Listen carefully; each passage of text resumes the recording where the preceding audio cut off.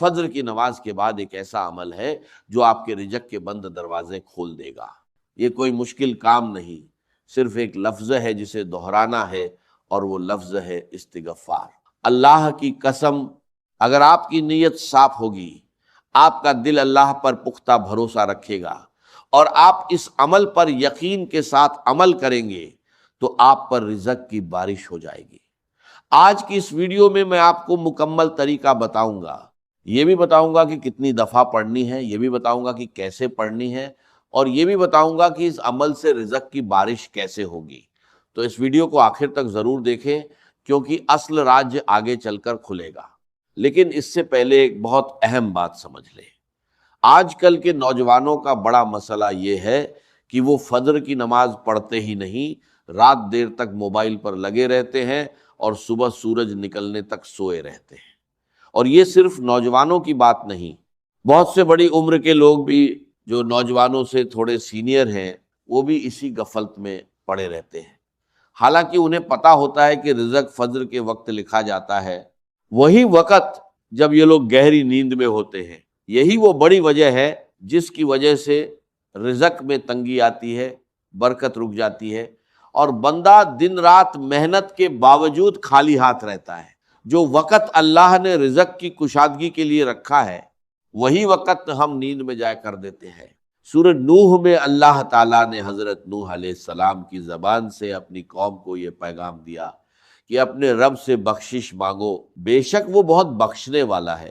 وہ تم پر آسمان سے برسات بھیجے گا، اور تمہیں مال اور بیٹوں سے مدد دے گا، اور تمہارے لیے باغات بنائے گا، اور تمہارے لیے نہریں جاری کرے گا۔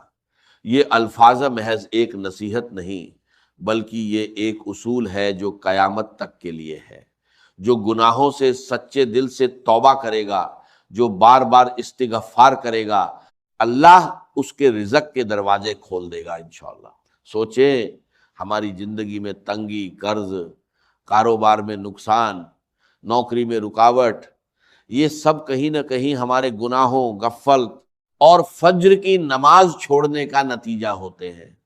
ہم دنیاوی اسباب پر تو زور لگاتے ہیں، مگر وہ ایک عمل بھول جاتے ہیں جو رزق کے دروازے کھولنے کی چابی ہے۔ فجر کی نماز کے بعد وہ وقت ہے جب دل ابھی پرسکون ہوتا ہے، شیطان کا اثر کم ہوتا ہے، اور بندہ اللہ کے قریب ہوتا ہے۔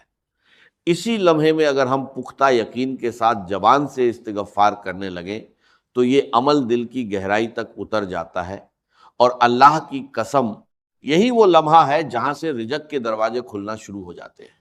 استغفار کا مطلب صرف زبان سے معافی مانگنا نہیں، بلکہ یہ دل سے شرمندگی کا اظہار ہے، یہ اقرار ہے کہ ہم اپنے رب کے سامنے کمزور اور گناہ گار ہیں، اور یہ پختہ یقین ہے کہ وہ رب جو غفار ہے، جو بار بار معاف کرنے والا ہے، ہماری تنگیوں کو دور کر دے گا۔ لیکن یہ عمل کیسے کریں، کتنی بار کریں، اس کا مکمل طریقہ اور اصل راز آگے آپ کو معلوم ہوگا، اس لیے یہ ویڈیو دیکھنا جاری رکھیں۔ اب سوال یہ ہے کہ وہ لوگ جو فجر کے وقت جاگ جاتے ہیں، نماز پڑھ لیتے ہیں، وہ کیوں پھر بھی رزق کی تنگی میں رہتے ہیں؟ کیا صرف جاگنا اور نماز پڑھنا کافی ہے؟ جواب ہے نہیں۔ نماز پڑھنا فرض ادا کرنا ہے، مگر رزق کے دروازے کھولنے کے لیے اس کے بعد ایک اضافی عمل درکار ہے جسے اکثر لوگ نظر انداز کر دیتے ہیں۔ وہ نماز پڑھ کر سیدھا اٹھ کھڑے ہوتے ہیں، موبائل اٹھا لیتے ہیں، یا دن کی مصروفیت میں لگ جاتے ہیں، اور وہی چند قیمتی منٹ ضائع کر دیتے ہیں جو اللہ نے خاص طور پر قبولیت اور کشادگی کے لیے رکھے ہیں۔ سوچے، جو شخص رات دیر تک سو نہیں پاتا، صبح مشکل سے اٹھتا ہے، پھر بھی اپنے آپ کو مجبور کر کے فجر کی نماز کے لیے کھڑا ہوتا ہے، اللہ کے نزدیک اس کی یہ محنت بہت قیمتی ہے۔ لیکن اگر وہی شخص نماز کے بعد وہاں سے اٹھ کر چلا جائے تو وہ اس محنت کا آدھا فائدہ ہی اٹھا پاتا ہے۔ اصل برکت تو اس وقت میں چھپی ہے جو نماز کے سلام کے فوراً بعد آتا ہے، جب دل ابھی عبادت کی حالت میں ہوتا ہے، جسم ابھی سکون میں ہوتا ہے، اور شیطان کا اثر سب سے کم ہوتا ہے۔ یہی وہ لمحہ ہے جسے علماء نے قبولیت کا خاص وقت کہا ہے۔ یہاں ایک اور بات سمجھ لیں، بہت سے لوگ رزق کے لیے صرف دنیاوی تدبیریں کرتے ہیں، محنت بھی کرتے ہیں، دن رات کام میں لگے رہتے ہیں، مگر روحانی تدبیر کو بھول جاتے ہیں۔ حالانکہ رزق کا اصل مالک اللہ ہے، اور جب تک ہم اس کے ساتھ اپنا تعلق درست نہ کریں، محض دنیاوی محنت رکاوٹوں سے نہیں نکال سکتی۔ فجر کے بعد کا یہ وقت دراصل وہ موقع ہے جہاں دنیاوی تدبیر اور روحانی تدبیر ایک ساتھ جمع ہو جاتی ہیں، اور یہی مجموعہ رزق کے دروازے کھولنے کا اصل سبب بنتا ہے۔ اللہ کی قسم، جو شخص یہ سمجھ لے کہ اٹھنا صرف نصف کام ہے اور اس کے بعد کا عمل اصل راج ہے، اس کی زندگی بدلنا شروع ہو جاتی ہے۔ نبی کریم صلی اللہ علیہ وسلم کی زندگی میں ہم دیکھتے ہیں کہ آپ صلی اللہ علیہ وسلم نماز کے بعد بھی اللہ کے ذکر میں مشغول رہتے، فوراً دنیا کی طرف نہ لپکتے۔ یہی طریقہ صحابہ کرام رضی اللہ عنہ نے بھی اپنایا، اور یہی وجہ تھی کہ ان کی زندگیوں میں برکت اور کشادگی نظر آتی تھی، باوجود اس کے کہ ان کے پاس دنیاوی وسائل ہم سے کم تھے۔ تو اگر آپ سمجھتے ہیں کہ فجر پڑھ لینا کافی ہے تو یہ سوچ بدل لیں۔ اصل کام نماز کے بعد شروع ہوتا ہے، اور وہ عمل جو زبان سے نکلنے والا ایک ہی لفظ ہے، آپ کی پوری زندگی کی سمت بدل سکتا ہے۔ یہی لفظ ہے استغفار۔ نماز کے سلام کے بعد جائے نماز پر ہی بیٹھے رہے، آنکھیں بند کر لیں یا نیچے نظر رکھیں، اور دل میں یہ سوچے کہ میں اپنے رب کے سامنے اپنے گناہوں کا اقرار کر رہا ہوں اور اس سے رزق کی کشادگی مانگ رہا ہوں۔ اس کے بعد زبان سے کہے استغفر اللہ، یعنی میں اللہ سے بخشش مانگتا ہوں۔ یہ الفاظ 100 مرتبہ دہرائیں۔ 100 کی گنتی رکھنے کے لیے آپ اپنی انگلیوں کے پوروں کا استعمال کر سکتے ہیں، یا تسبیح کے دانے استعمال کر سکتے ہیں، یا موبائل میں کاؤنٹر لگا سکتے ہیں۔ گنتی کا رکھنا ضروری ہے، کیونکہ یہ عمل کی پابندی اور نیت کی سچائی کو ظاہر کرتا ہے۔ یاد رکھیں، یہ الفاظ صرف زبان سے نہ نکالیں، بلکہ ہر بار جب آپ استغفر اللہ کہیں، دل میں اپنے کسی نہ کسی گناہ کو یاد کریں، شرمندگی محسوس کریں، اور اللہ سے معافی کی امید رکھیں۔ محض زبان کی حرکت اور دل کی غفلت یہ استغفار کا حق ادا نہیں کرتی۔ اور جو شخص اٹھ کر فجر پڑھنے کی محنت کرتا ہے، پھر یہ 100 الفاظ بھی دل سے کہتا ہے، وہ ان لوگوں سے بہت آگے نکل جاتا ہے جو ابھی تک اپنے بستر میں ہی پڑے ہوتے ہیں۔ کچھ لوگ پوچھتے ہیں کہ اگر فجر کی نماز باجماعت مسجد میں نہ ادا کر سکے، مثلاً خواتین گھر میں نماز پڑھتی ہیں، تو کیا یہ عمل ان کے لیے بھی ہے؟ جواب ہے بالکل۔ یہ عمل مرد و عورت، جوان و بوڑھا، سب کے لیے یکساں ہے۔ اہم بات وقت کی پابندی ہے، یعنی فجر کی نماز کے فوراً بعد، چاہے وہ نماز مسجد میں ہو یا گھر میں۔ اور اگر کسی دن نیند کی وجہ سے فجر کی نماز قضا ہو جائے تو شرمندہ ہو، نماز پڑھ کر فوراً استغفار شروع کر دے، کیونکہ اللہ کی رحمت اتنی وسیع ہے کہ وہ توبہ کرنے والے کو کبھی خالی نہیں لوٹاتا، مگر کوشش یہی ہو کہ روزانہ وقت پر اٹھیں، کیونکہ برکت اسی پابندی میں چھپی ہے۔ ایک بار جان لینے کے بعد آپ کو خود حیرت ہوگی کہ اتنی چھوٹی سی بات آپ نے اتنے سالوں سے کیوں نظر انداز کی۔ اب سمجھتے ہیں کہ استغفار اور رزق کے کھلنے کا اصل تعلق کیا ہے اور یہ کیسے کام کرتا ہے۔ اللہ تعالیٰ کا نظام یہ ہے کہ رزق کی تنگی زیادہ تر گناہوں اور غفلت کی وجہ سے آتی ہے۔